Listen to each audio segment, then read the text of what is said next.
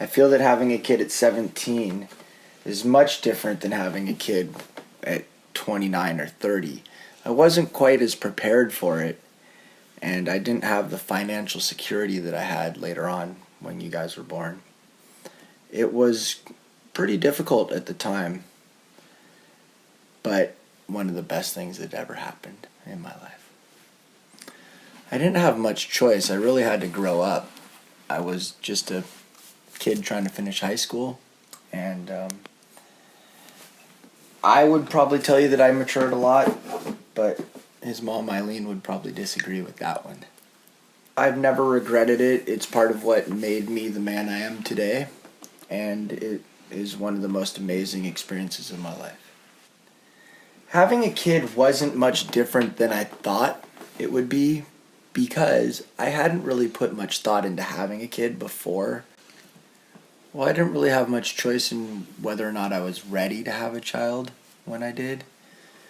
I felt that I had to get ready by the time he was born. Well, I didn't have to, but of course I did end up changing my social life when he was born. I spent much more time with him and with his mom and raising him and doing all the things that needed to be done. But I still did have a social life. I was still pretty young.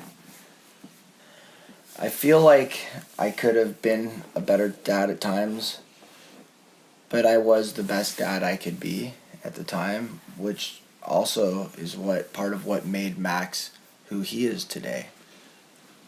Of course, no parent feels like they've done a perfect job with their kids and could always feel like they could have done a better job.